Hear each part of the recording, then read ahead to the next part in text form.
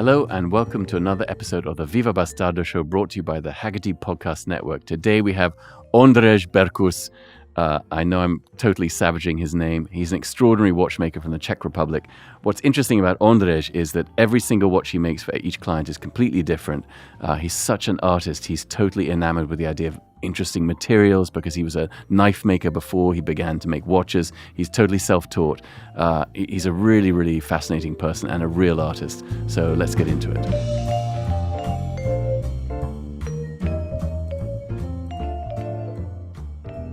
All right. So actually, I want to ask you, man, I feel like you are the only watchmaker with a nickname, which is Papi. Maybe. What is that? Where's the... I mean, at least I didn't give it to myself, okay? Because you know how the George W. Daniels came to be, right?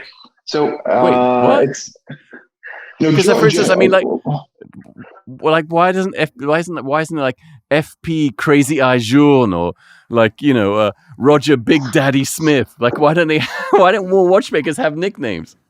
Right? It will be much more fun. Like these people are way too serious, man. Like, you don't want to have them over for dinner. I mean, you don't want to have me over for dinner necessarily, but for why not, man? Why not? That's a whole different set of reasons for that, right? Because I'm too much sometimes. But the nickname is from a very loud and very confused Spanish exchange student with kind of daddy issues, and I would leave it at that. From back in university. This is not the kind of podcast to want to leave it at that, man. This is an investigative journalist podcast. Hard-hitting questions. I want to get to the truth, Ondrej. I mean, hard-hitting was kind of what led to the nickname. I mean, yeah. Okay. It's all crystal clear now, man. Do you have any video that you could provide? Do you have any video you could provide that we could post on Instagram? I mean, I was in college back when nobody had cameras on their phone. Otherwise, it would be somewhere, like, for sure. I feel lucky, actually. Yeah, you have headphones. You're wearing your headphones are plugged in, right? Yeah. Yeah, he's got headphones. Do you? I feel lucky, actually, to be honest, man, that there was no like iPhone when I was in college, because I feel like I would have. You too, yeah, right? The crazy shit we got away with, like it wouldn't be.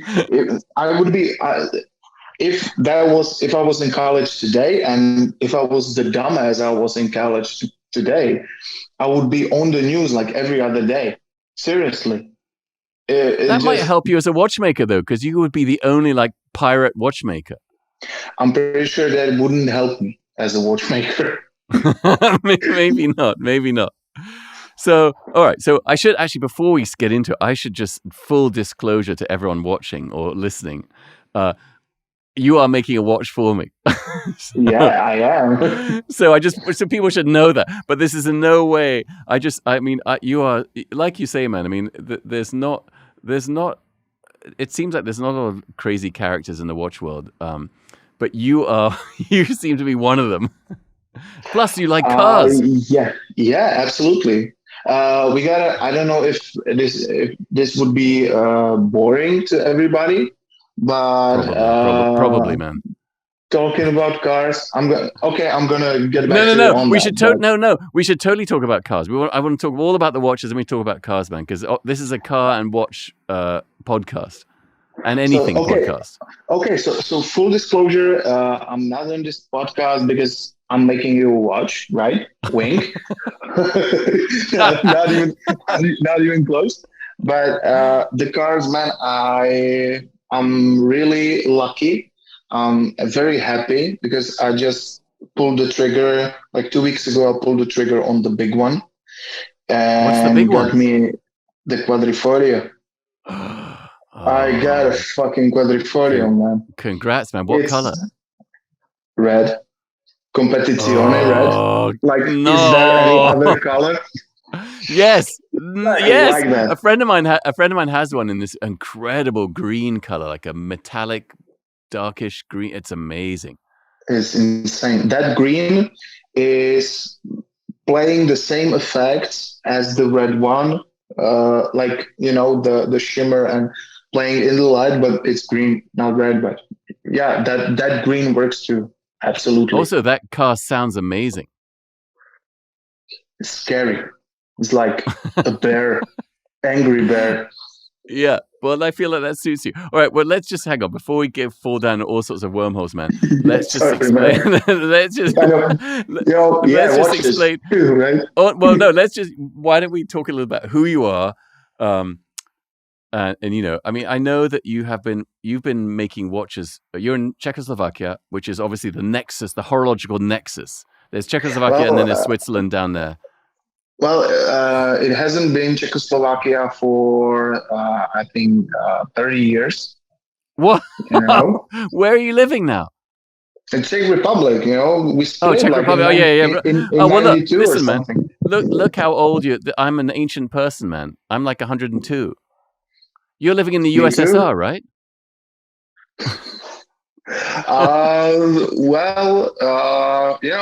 USSR is coming back. It's coming back. Yeah, you're right. You're right about that, man. You're right about that. That is a very good point. All right, so you're living in the Czech Republic. You haven't been making watches that long. About 12 years, I think. Yeah. And oddly, I was listening to a couple of your interviews online, and it's. What strikes me is quite surprising is that I'm amazed at how many people I've spoken to who have embarked on incredible careers, and those careers were sparked by the most kind of random and mundane and smallest of things. Like I was talking to an amazing car designer yesterday called David Beasley, and he became a car designer because he was doodling cars in his textbooks at school, and his teacher said, "You should be a car designer." Yeah. And so for you had a conversation with your dad, right? Didn't he say just make a watch or something? It went kind of that way with watches, but before that, like 6 years before that, it went that way with knives. And yeah, I was sitting in the college, in lectures and everything, and I was doodling knives. So I said, well, I'm gonna make some knives, and I started. And getting kicked out of the college helped a lot, to streamline me to that career. There's nothing that focuses the mind like being fired or kicked out of things, right? That's how I started. That's how I started as an artist. I got kicked out. I got fired from my job in advertising, and I thought to myself, you know what? I'm so miserable. I'm so tired of listening to myself moan about wanting to be an artist. I'm just going to be an artist now. And being fired was like a gift. Yeah, I've never been fired. I've never been employed. I'm basically a class A bum. You know what's interesting? What you just said about that you were doodling knives, you were sketching knives all the time. It's almost like your subconscious was telling you what to do. Probably. Like I learned not to doubt myself, because even honestly, even the stupidest shit I come up with eventually turns out into something positive. It may be a long and tough road, from the original idea to the end, to the positive end, but everything actually turns out positive in the end. So maybe in retrospective, getting kicked out of college, 15, 16 years ago, if I finished the law school, I would be miserable. I would probably hung myself by now. You really strike me as a lawyer kind of person, though, man. Right? I mean, the stupid guy. Your Honor. I'm joking, man. Okay, so you get kicked out of law school. You start making knives. And how long does the knife making go on for? I mean, it's been going on for 18 years. This year, Well, okay. actually, I'm Well, how long does the knife making go on for until you suddenly say, you know what, I should start making? Your dad says, why don't you just make a watch? 6 or 7 years. Okay. And how was the first few watches? How did you find, like, you just made them for yourself? Did you have people who were like, oh, I love what you've done with knives, I want you to make a watch? How did that work? I made a watch for myself, and it was disgusting. It was just like, no, I'm not exaggerating. It was disgusting. It was a huge, ugly brick of titanium, and I actually bought like a quartz chronograph movement because I liked the little hands on the dial, not having any idea what they do, what they are for. Just okay, I like this layout, whatever, good. Let's keep it. I just stuck it in the case, and you know, I was still like learning to use a lathe back then. So actually, the biggest achievement for me on that watch was that I turned the cavity for the front crystal in a way that the crystal fit in it. Like that was, that was like oh man, I turned something on the lathe, and then I took the crystal and it went like, and it held just by, But and that was a huge, you're that entirely was a self-taught. huge achievement. You're entirely self-taught, aren't you? I do have friends that helped me out throughout the course of the year, throughout the years. Every once in a while, I'm on the phone with Martin Brosch from Prokop and Brosch in Prague, who actually is a watchmaker. So, whenever I'm stuck or something, I call him and he walks me through it. And usually we make stuff that doesn't work, we make it work. And recently, Philippe Narbel helped me like a ton because uh, speaking of Philippe, right? And speaking of every disaster or stupid idea that happens turning out positive. You noticed I had some watches stolen like 2 years ago or I something, didn't I didn't know that. I didn't know that. You didn't? Well, No, I'm sorry, man. my bag was ransacked on the night flight to Dubai, and three watches were stolen, right? And it was demotivating, it was depressing, and everything. It was bad experience. These were And these watches you had made? yeah, yeah. Okay. These were one of them was actually the first version of this one. Oh, So okay. this finished one is the second version, right? So the first Right. one that was not working yet was stolen, right? And at that point, Philip saw the story and he's like, dude, I want to cheer you up. Why don't you come over to my shop in Switzerland and just spend a couple of days with me so I can help you out, with the finishing and everything. I'm like, hell yes. You don't say no to something like that. Like, and even with half a brain, you don't say no to something like that. Right? With your tiny, tiny brain. Yeah. In my skull, like Homer. Sometimes it flies out of my ear, whatever. And so I went to Switzerland and spent like 3 days working in Philip's workshop. And he helped me figure out uh, how to use the tools, what tools to use, how to do stuff better, how to do stuff quicker. And he actually helped me realize that when it comes to finishing, I may have kind of peaked, you know, because as seeing what Philip does and how easy he makes it look, and then me trying to replicate that, even though I practiced and everything, I'm at the ceiling of what I can do. And we were talking with Philippe about me sending parts to be finished by him, but that's like a logistical nightmare. So Philippe came up with an idea. He told me, he asked me, "Do you have kind of like jewelry school or watchmaking school in your country?" I'm like, "Yeah, we do. I know the boss, and you know." He's like, "Tell him to send you somebody. Tell him to send you a bunch of people who study there, like young people. They want to learn, they want to practice, they want to work. Tell him to send you some people, and maybe you'll find someone who has like a talent to." And so I called him. He sent over a girl to try the finishing and everything, and I was blown away. So I offered her a job on the spot. She's training with me now for like 6 months. And in the summer, she's going to train with Philippe. And then I'm going to have a finisher.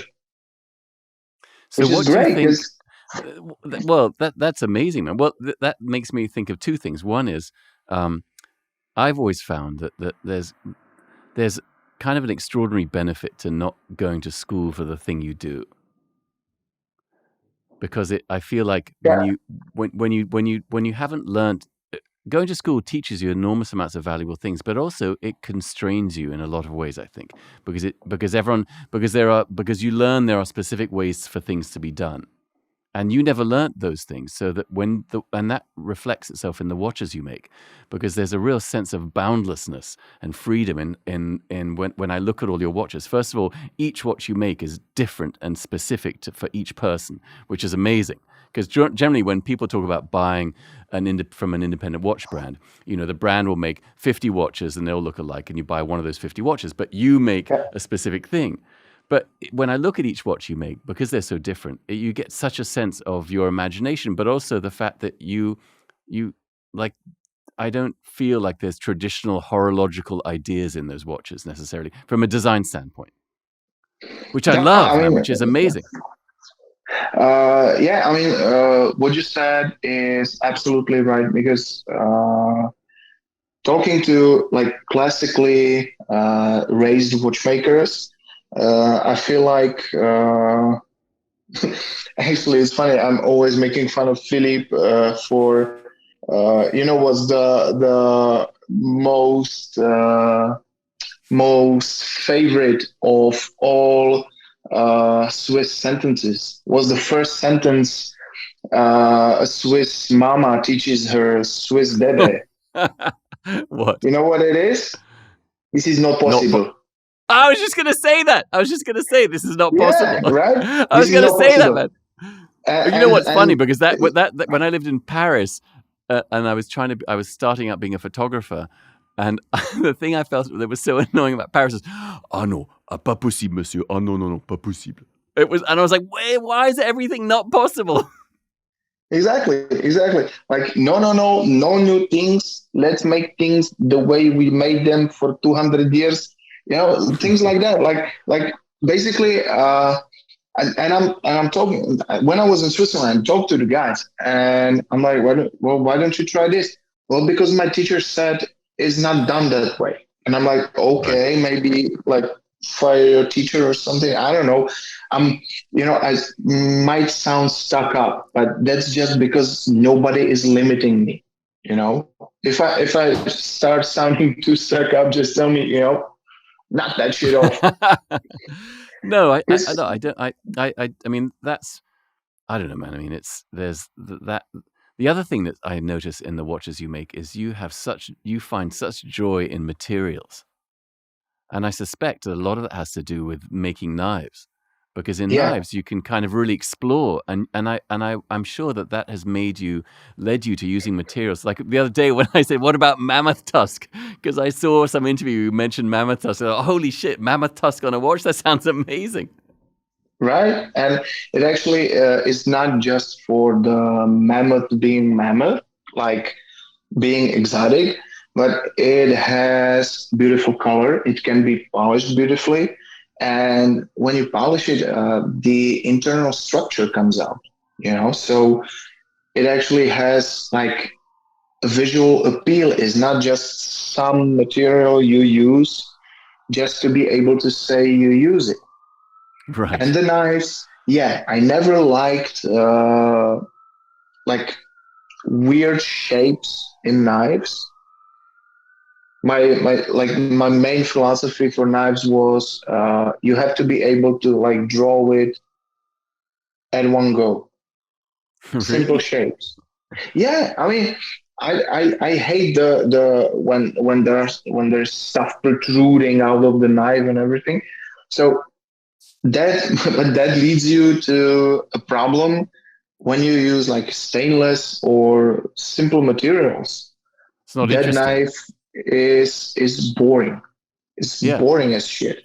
Well, it's interesting because that's exactly right, man. What you're saying is because you have these incredibly simple shapes, it's almost like, do you know Brancusi, the artist, the sculptor?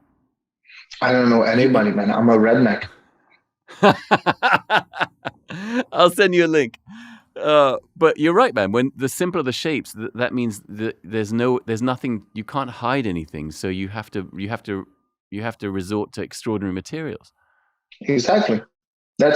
That is what my knives are about. Like simple shapes, but appealing materials and finishes and everything. Oh, okay, but the patterns in Damascus, the natural materials and everything. That was interesting. And when it came to watches, I mean, naturally, yeah, let's take a blob of Damascus and make a watch out of it. Well, How that's right, hard man. can it be? What could I, possibly go wrong? well, yeah, okay. And here we are, 12 years later. Well, so I saw a watch you had done, a dial with a Damascus, and it looked like wood grain. It was really beautiful. I love Yeah. that, man. They're very. I mean, God, it just sound like. I mean, basically, I feel like this is just a Ondrej Berkus infomercial brought to you by Phillips Toledano because I'm just fanboying at this moment, only because I'm not complaining, man. I'm not complaining. Thing is, you want me to stop? I should just stop. no, you know what? I like it because my family, people around me, they're used to this, right? I showed that black hole tourbillon that is conveniently on the wall behind me. How handy! It's just a coincidence, wink. Yeah. And I showed it to my wife, and she's like, "Yeah, nice. Where are we going for dinner?" And I'm like, "Okay, cool." Like that's I've realized that most... I've realized I have a secret test with my wife. If I tell her an idea for an art project, the less enthused she is, the better the idea is going to be. That's what I've realized over the last 20 years is that if she goes, I don't know about that one, I go, okay, this one's going to be a winner. Not to like knock my wife down, but it kind of works like that, right? It's not knocking down. Yeah, I feel like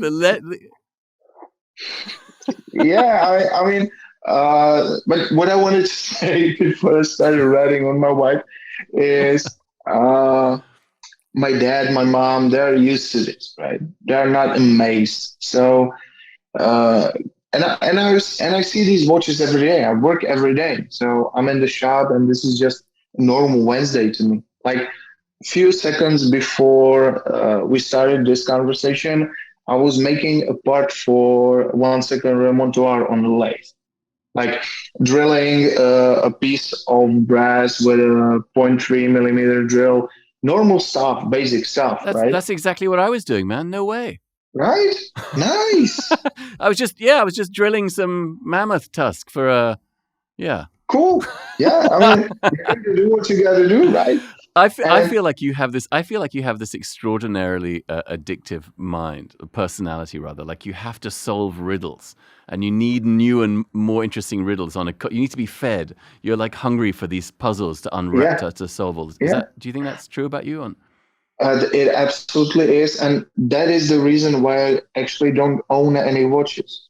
Like I don't own any of my knives. I don't own any other knives. I don't have any watches. I don't have any of my or other watches because the watch is the most interesting watch is always the one up here, right? The one I'm imagining. That's always the most interesting one for me. And the building of them for me is like solving a puzzle. I pretty much draw up a problem for myself and then I solve it. And when it's solved, it's no longer interesting. Like on this convenient one, I was the whole build, because this was not for a client. This was made originally for me, for myself, right? So this was made with, this is what I make when I'm not influenced by a client, right? So that's all my crazy poured into a single watch. And I was actually, the whole build, I was thinking I will keep it. I was determined I will keep it when it was done. And it was done. We took the pictures, we took the video. I wear tested it for about 2 weeks, and I'm like, okay, I need the next one. And I'm making the next one, like completely different than this one, but I'm making another watch for myself that will eventually end up for sale, because when they're done, they're done. I don't give a shit. That's so interesting. You know what's interesting, man? Do you find you make what you create is more interesting if you create it with the idea that it's for you versus for someone else? When there's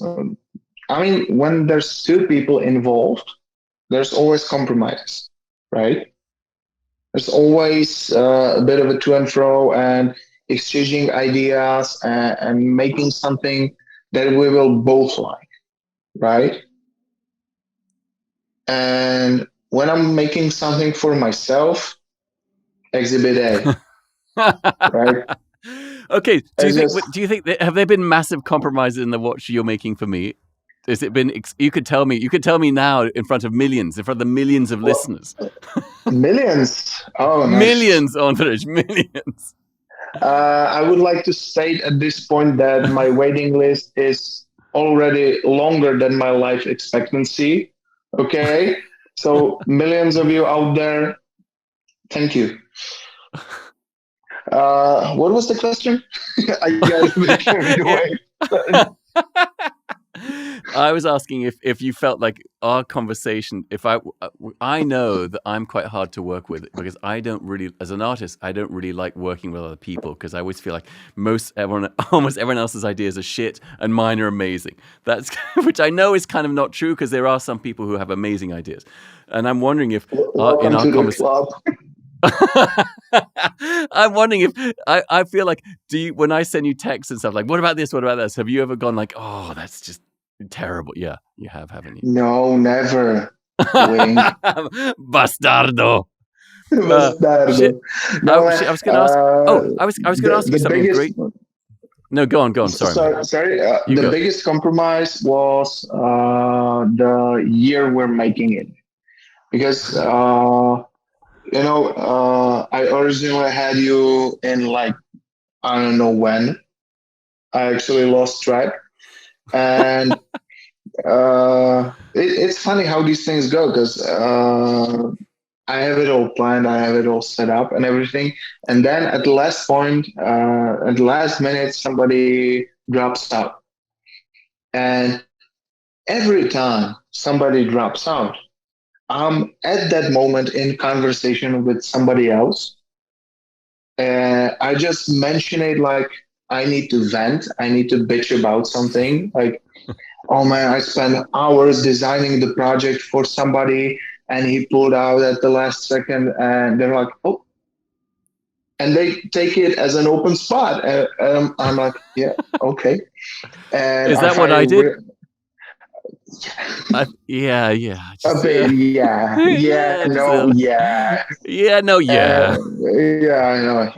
And I find it really hard to say no, because it's difficult.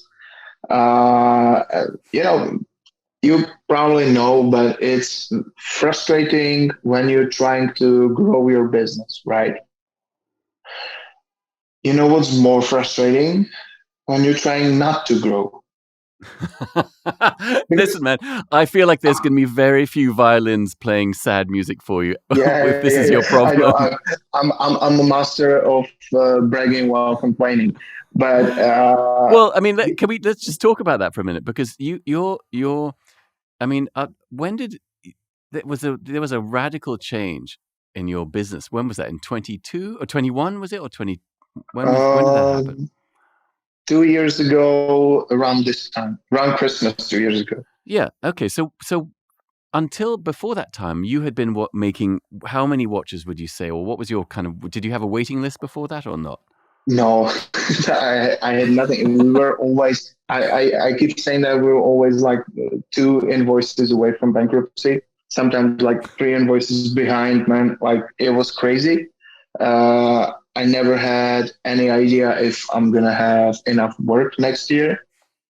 And then I don't know, it just everything exploded crazy. And I don't know, it kind of happened on its own, seemingly. Like I What think do you think? What do you think? I think the I mean, work do you has have any something idea? to do with it, but Well, the work has everything to do with it, man. I mean, what you make is so different from what everyone else makes, and also because you never repeat a design, that's hugely appealing to people who love art or collect watches, I guess. But do you have an idea of? Do you have any idea of anything that might have made your watch this explosion, caused this explosion? mm, properly taken pictures, maybe. Like Were you just no, with an like iPhone? Were you just taking them drunk with an iPhone, and then suddenly? I have a Samsung, but I'm not gonna dispute the drunk part. But you know, every photographer I worked with lives far, far away because you know I'm in the middle of nowhere. I'm basically it's us, a hill, and then Ukraine, basically. You Okay. know, they call it Slovakia, but we call it a hill. Anyway, so everyone is freaking far away. It's like 3 4 hours drive, and I got horses. I got stuff to do. So this. It You have a wasn't quadrifoglio. now, right? But Not then. well, not then, not back then. So it was never a priority. And then I discovered I had one of the greatest photographers, watch photographers ever, Yuri Vratislav. He's tagged in all my pictures on Instagram, so he's easy to find. And he lives like 10 minutes away from me. And he reached out to me and he's like, can I stop by for, take some pics, have a coffee or something? I'm like, hell yeah. When are you coming? Like, should I turn the espresso machine on right now or like wait 5 minutes? When are you coming? Shall I put And some he pants came. on? You Pants. no, we don't care about that. Nobody cares about that. Like No one cares nobody. about pants. Like when there are watches on the table, nobody even looks at me. So whatever. Uh, and so he came over. He took some pics, and I think when we posted another conveniently placed one, that one, the Oh, minion. I love that one, man. Oh man, I recently had a meeting with the owner of it, and I tried to buy it back, and he just wouldn't. He won't I thought you did. sell I it thought to you me. didn't want to. I thought you didn't want to own watches. I wouldn't wear it. I would just have it. Now I'm But making another one. that's kind of amazing that I mean, I guess because it's an Instagram world, I suppose, at the moment at least. Right, so that the Yeah, moment you were making the raw material was there, the watches were there, and they were beautiful and extraordinary. They just need to be photographed well. yeah, yeah.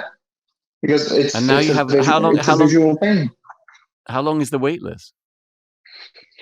Uh, like I said, longer than my life expectancy, especially with the quadrifoglio, man. You have a so wait. Okay, well, we should actually talk about that. I feel like is there a dream car situation? Like, is there a car that you would like to have if you could? No expense spared. If you could have any car. No, I'm set.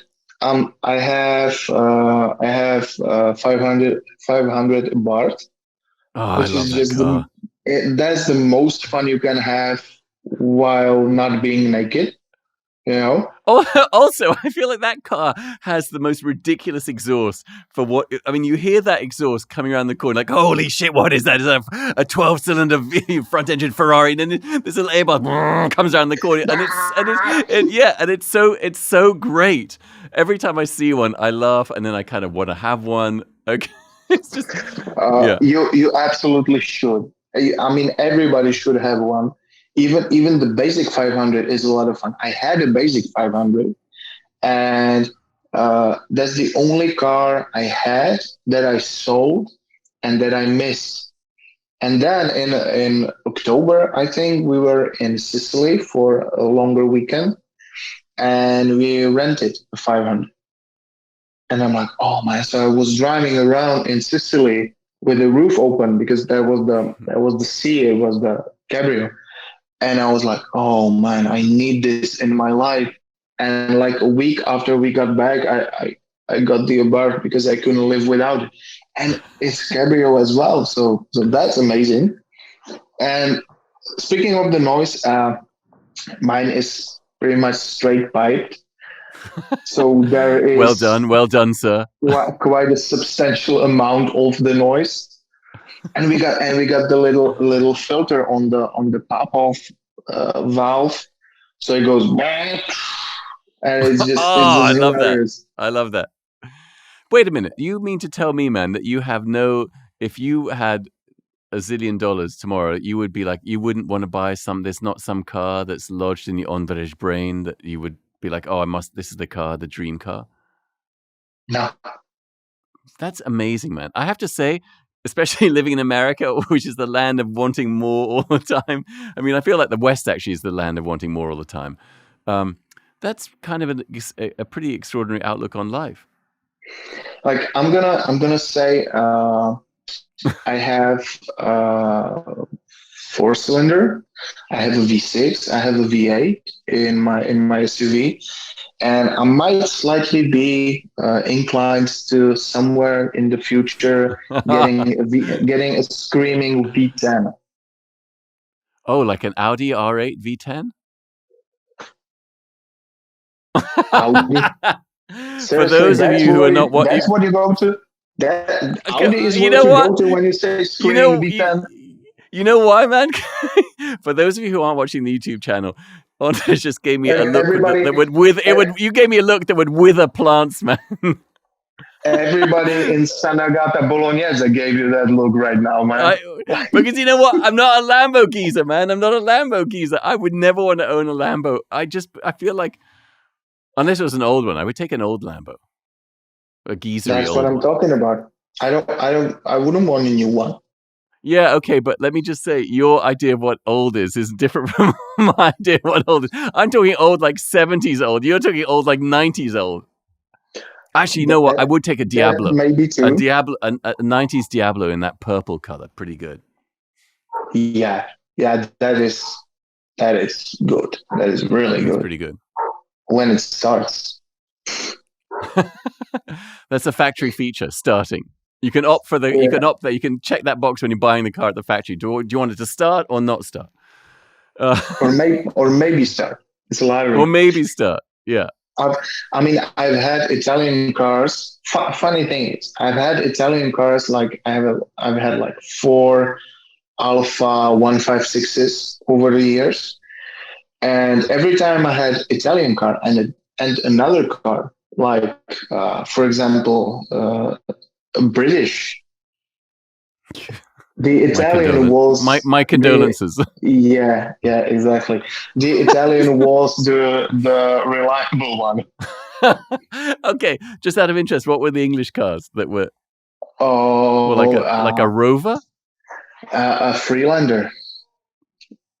Oh, a Range Rover, Land Rover thing. Yeah, as we call it, bend over freeloader. That's right. That was just a vendetta from the British Communist Party. That was just insanely unreliable. I don't It's think I've ironic, ever really. It's completed a ironic because trip in it. those cars are sort of built and designed as like a tool watch, basically, as a car, right? This functional thing that's supposed to, but then it's just a tool watch The doesn't. It'd be big like, ones. yeah, it'd be like a Rolex Submariner that would just let in water all the time. Yeah. It just leaks water. You just say, oh look, the watch is full of water now, and I went diving. Yeah. Well, I went through like 4 or 5 head gaskets in that car. So that remark on leaking water actually hit closer than you thought. How many? I gotta say, man, how many head gaskets does it take for you to go? You know what? I think this car is not for me. I mean, usually, like after 2 or 3 head gaskets, you go, "Ah, okay, maybe I should get a different car." No, I had it for I don't know 4 years. Remember, I had no money back then, so we Right, just kind of fixed it, botched it, and kept going. right. So That's yeah, that was just a terrifying and depressing car, just overall. But usually well, you yeah. know, the people around me, they are like you can put people around me like my loved ones. You can put them in the worst shitbox death trap ever, and if it has heated seats, they will love it. Well, Like the like the heated quali- seats make like, up for a lot. They can count for a lot. yeah, like the quadrifoglio, it has the sparkles, right? They are not heated, so that's the best car in the world right now for me. And everybody in the house will hate it I because it have doesn't have heat. I bought my first new, well, I leased my first new car ever. I've never owned a new car, and a couple of years ago, I leased an Audi uh, all-road wagon, whatever they're called, and it has it has the cooling seats, the ventilated seats. But the Yeah, alarming thing is, in the summer when you're sweaty and you activate the ventilated seats, it makes me feel like I've soiled myself. Like I feel like I've peed and it's gone all out my back somehow. And do you know what I'm talking about, or is this just me? it might be just you, Okay, okay. Maybe it's just a geezer thing. When you're past 50, that's what happens. or You're or, like, or is it the maybe or ventilator? maybe it's the Audi. I mean, like Well, after 50, it could be that I've peed myself, man. I mean, it happens. I peed myself earlier on during our conversation, but I didn't want to say anything. I noticed. I didn't want to mention it, you, but you could I tell me noticed. shifting around. Yeah, It was the towel. I have a towel underneath me now. How did nice. this conversation go from watches and the beauty of creation to me pissing myself while I'm talking to you? I don't know, man. It's just life. It's It's just life. what happens, It's man. it's Shit life. happens. Piss happens. But bodily excretions, that's life, man. It is life. So Imagine I don't know. imagine having this conversation with I respect him immensely, but imagine having this conversation with Roger Smith. I'll tell Like you, man. Roger Smith loves a good. He loves a good discussion about excrement and soiling he himself. does. He No, no, no. does. I've no idea, man. I would be so delighted if he did. I have no idea, but I can't imagine. I can't see that happening with many watchmakers. I mean, you're kind of this. You're like this sort of pirate in the Czech Republic who, self-taught, who makes these extraordinary things. I mean, do you always have do you? How does it work often when a client comes to you? Do they just say, "Oh, I like these 3 watches you make," or are they very specific, or how much freedom do you have to do your own design now versus when you started out? I have more and more freedom. Like these days, the amount of input from the client is in like single percents, like up to 5%, and then they just let me do what I do because uh, and when they're specific, when they try to be specific, I just mentioned, you know. you came to me because you like what I do, and maybe all this input is pointing us somewhere that I personally on my own wouldn't go. And they're like, oh shit, really? Sorry, go ahead, Oh, that's do your interesting. thing. So do people come to you because when I saw what you did, I want you to. It's so interesting because I remember having that same conversation as a photographer when I used to work a lot for magazines. I would say, look, you've come to me because you like what I do. There's no point. But sometimes magazines would come to me wanting me to do things that other people had done, and I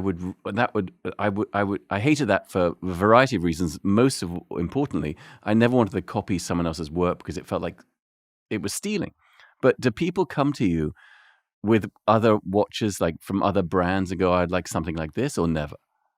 Yeah, you use that for inspiration. You can. I mean, as long as you put your own twist on it, like Right. there is very little in watchmaking that hasn't been designed, done, developed, tried, tested. There's very little to be discovered in watchmaking. And sometimes when you see a new watch that is really comes with something new, and it's sometimes disappointing. Like, this is what we've been waiting for. It's Can you it's tell? just Oh, this it, is interesting, man. Can you tell me? Do you have an example, or you can't already say? it wouldn't be. It I'm wouldn't be political. no, it's not political. It's I would hate to uh, take work from somebody. Fair Like, enough. I can't. That's fair enough. Clients ask me, "What do you think about this watch? What do you think about this one?" I'm like, "Dude, I can't tell you. You don't want to know, and I can't tell you because then you will not order it, and I might not know this guy personally, but it's your call. It's not my call." Can you think of any? Are there any watchmakers that you really like, or people you think are doing really interesting things? Watchmakers that I like personally. Yeah, well, like what they're doing. Personally, Philip Narbel is like second to none in the finishing, and the watch he's making is insane. There's no other word for it. Uh, the new one from Simon Brett, I saw some parts and I'm blown away. And I saw a render, and then I saw just some screws, and I'm like, "What the fuck is happening?" That is a crazy thing, and it's gonna be a big hit because I think it's already sold out with just a few parts made so far. So that's insane. And he's a great guy. He's awesome. We had a beer when I was in Switzerland. He's just so much fun to be around. And That makes. Sorry, go on, man. Go on. no, I was running out of steam already. So please. Okay. Well, I was going to say, do you ever feel like at some point you would say, okay, I'm going to make a series of, say, 10 watches that all look the same, like an Oh, hell edition of no. 10 or something? You'll never do that. No, no, no, no. I don't think so. There is pressure, obviously, to go that way because everybody's going that way. Everybody's dreaming of making more watches and making more money for whatever reason. I don't know. Uh, You don't care and about the money, do you? I don't give a shit. Seriously, I really just don't give a shit. My needs are met. I have an inexpensive lifestyle. I was able to afford my dream car at 36 with money I made using my hands. What more do I want? Like, everybody I tell, and I'm glad you didn't go to that place when I told you that I'm getting a finisher. Everybody goes to assumption, oh, so you're gonna make more watches. I'm like, hell no. You know why? You Actually, know why I didn't make that. You know why I didn't say that because I don't really know anything about watches, man. Or I don't like. You know when we talked about, and it's funny. I was thinking about this earlier on. Like you know how people the tourbillon, I don't know anything about how watches work. I don't really understand the mechanics. I don't really care about how they work. I actually just care about the thing, like the beauty of it all. And so for me, that's the artifact aspect. yeah, yeah. I mean, and that's I feel like that's your language, man. Is the materials, like the textures, the to me it's such a extraordinary thing. Um, but I know that a lot of watch people do care about what it does and how it works and all the rest of it. Like the Yeah, tourbillon and all the. I don't even know what a tourbillon is, what it what it does. Can you hear all the subscribers unsubscribing as I'm saying this? yeah, I can hear it clicking in my ears, man. That's crazy. The thousands. Yeah. And I actually that's like a bold statement what you just said. Like admit it's like hey everybody, I'm Phil and I have no idea how watches work. It's like hello Phil, you know. Cool. Oh, Very it's like cool. Alcoholics Anonymous. Well, yeah, but I was the same about cars, man. I have no idea how cars work. I don't really care if it's a 12 or a 10 or a 4. I just care about the thing, the history of it, how it looks, how it feels, how it sounds. I don't care about any the mechanical bits. Never excited me. It's the kind of the story, the romance, the the design, all that stuff. I mean, maybe I'm Yeah. a shallow bastard because of it. I don't know. Yeah, you are, but nobody cares. You know, it's your thing. It's your like way you operate, and that's fine. I mean, with me, I like what you said, what you do, but I'm kind of a informational sponge, so I have to know everything about everything. Like I have to I'm basically when I get a new car, I just pretty much take it apart just to know how everything is working, how it's designed, how it's engineered. You know, I'm not taking cars apart. I have a mechanic that can do that, but you know what I mean. Like I need to know I like don't know what you mean. No, every I don't know what I yeah don't. yeah. I don't know what you mean. I can see that the text like the textbook example of blank expression right now. But yeah. I have no idea what you mean, man. I mean, the idea of taking things apart is utterly terrifying to me because I feel like, first of all, I'll panic and then I won't be able to put it back together and then it'll be broken and then I'll be so mad at myself for being stupid that I couldn't. Yeah, it's That's how you we are. start a watchmaker career. All right. Or you know, car mechanic or something. Everybody starts that way. Yeah, you might be right. I find that really the whole thing you just said, man. Not the pissing my pants part, but after that, the just about the idea. It's you're kind of an amazing geezer, man. Not to get all like bromance on you, but but the idea that you're not. I think that the fact that you're not interested in money. Uh, Makes such a huge difference in what you create because like you say then you're never going to make series of watches just because that will be an easy way to make money. You'll always be pushing yourself to make different things every single time and you'll always be exploring, you'll always be curious. That's kind of beautiful, man. It's It's just I who you mean are. I can't imagine doing it any other way, honestly. Because I mean even the thought of making like 10 watches, 10 examples of the same like design, like why? Right. Well, because the That's idea is this always is the most my blank expression. I don't get it. I just why would I do it? Like machine the same part 10 times over. What? Why? I would lose my because mind probably well you even more than it's I lost it already. yeah, yeah, which is a lot. I mean you love ideas. Yeah, and I mean, I don't want to like yeah, everybody wants to grow uh, the business, and I just want to grow in a different direction. I want to know more. I want to know how to do more. I want to, explore more ideas. You don't want to And grow the business. You don't want to grow the business. You want to grow yourself.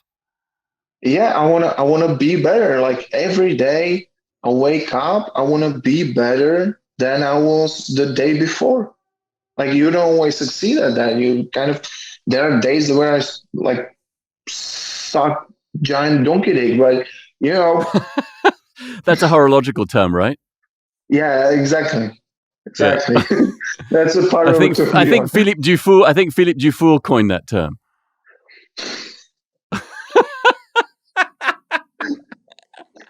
I don't I'm sorry, I don't know the guy, so but I hear he's funny, so he might have. Like probably. Yeah. Oh No, man, that's genius. somebody's gonna pee their pants very soon, I think. But Wait, hang on a minute. Hang on. no, not you. You're done already.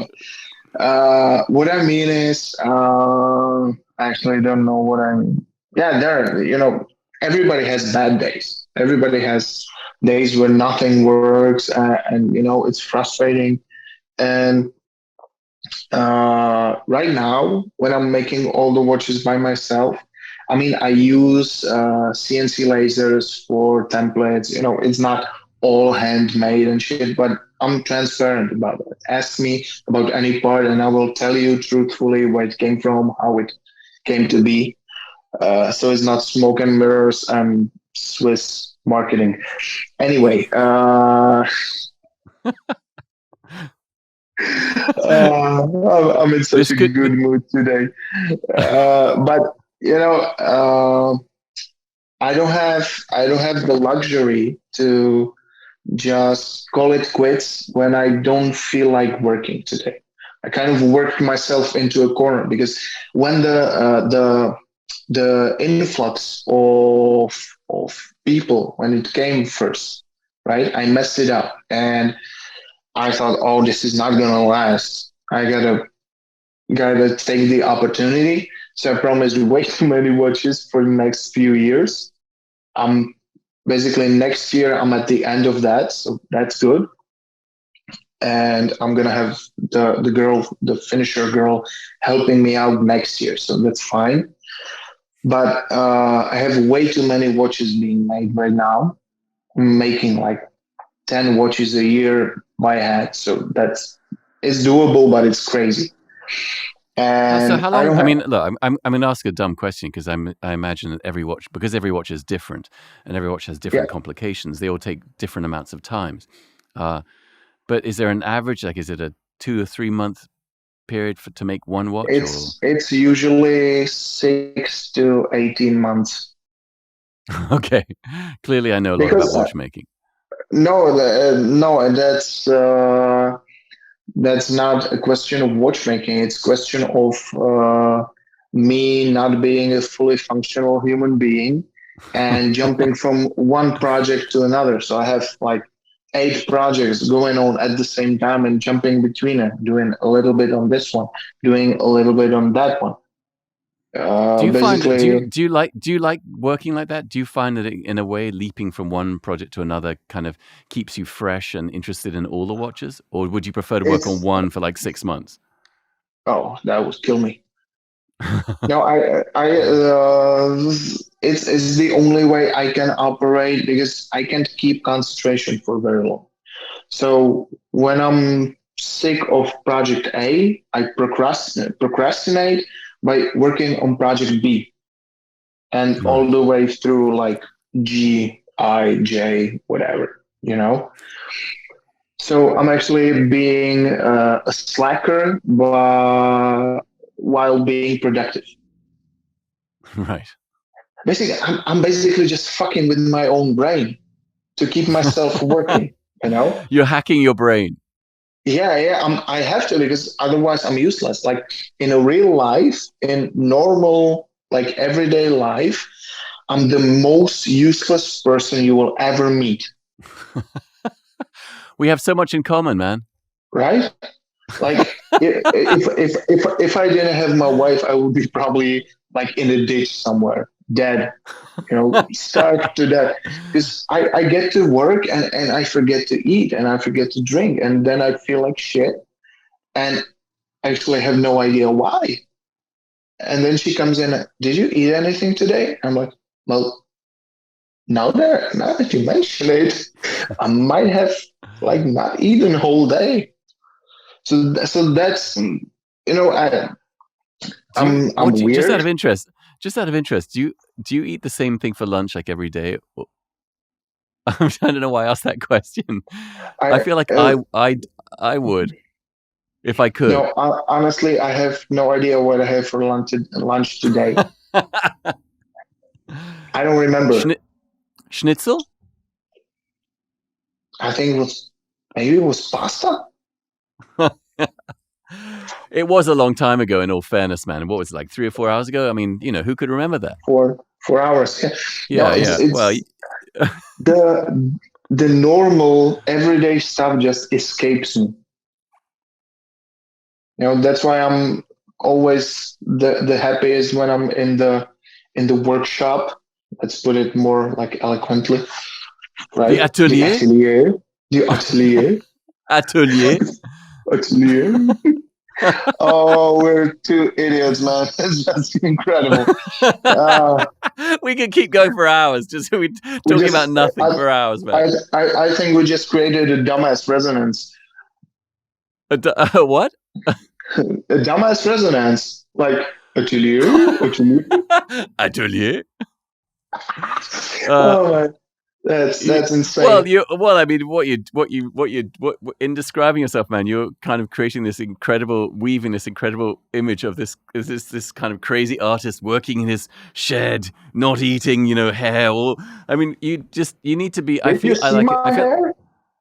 like I need to get you a stylist, man, to get the crazy artist thing more. Like, some weird clothes, maybe a monocle, a top hat. I'm just throwing out some ideas here, man. It's landing. It's working? You're really thinking about it? Yeah, top hat. That's kind of like a Rob Zombie look. Exactly, like one eye. Yeah, like Magnus Walker. You look like Magnus Walker. Yeah, that could work. We could make that work. Just out of interest, fat Magnus Walker. Yeah. Well, he has a lot of layers on. Who knows what's happening under there, man? Out of interest, have I been pronouncing your name correctly, or have I been mispronouncing it the entire time and you've been too polite to say? How have you been pronouncing it? Oh, here we go. Ondrej. Is that right? Or is that wrong? Is it totally wrong? You know what? They call me Ondrej in Dubai. Oh my God. You fucking let me just say that like 18 times during this podcast. And how do you say your name? Well, look at you making an idiot out of yourself, just bring in attention to it. I mean, I'm very straight. I'm very transparent, man. It's in the original Czech form. It is unpronounceable in English. Give me. I'm amazing. I've got an amazing ear, man. Let me have it. Okay. Originally in Czech language is Ondrej. Ondrej. Yeah, well, you fucked it up again. What? I fucked it up? What? Really? Ondrej. Ondrej. I feel like it's Ondrej. It's good. Like something out of it was kind of like an ice age or something. Yeah, it was like a sort of it was like a prehistoric man that was Ondrej. And then I bounce up and down like that a little bit. You got to do that when you say that. That's traditional, Czech tradition. Yeah. I am a little bit of a Neanderthal shaped ape. So yeah, that works. Works for me. Absolutely works for me. All right, man. Well, look, I feel like I've taken a lot of your time. This has been the most delirious and glorious conversation I've had since 1972. I mean, maybe you should do a residency for an idiot, like an idiot residency, where idiot comes and stays with you for a week and blathers, and I could be that guy. You're welcome. I just sit in the corner and go, Ondrej, in the corner. I mean, add some beats to it, and a bit of auto tune, and you're Oh, there. you're Like, right, man. You're right. your next summer hit, man. It could be the next Ibiza club hit. Yeah. Well, look, man. Honestly, I want to say thank you so much for coming on. It was really an enjoyable conversation, and Thank you. man, I obviously I love what you do, and we'll obviously be talking again. And how long do you think? When do you think my watch will be ready? Just have interest. Put you on the spot. Now it's public. Next weekend is almost. I think next weekend you'd mention. Next weekend, maybe the weekend after. Perfect. I'll clear my calendar.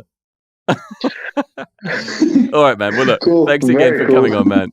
It was really lovely chatting with you, man. And sorry to everybody, you didn't learn anything about watches. Apologize for the most uninformative podcast we've had so far.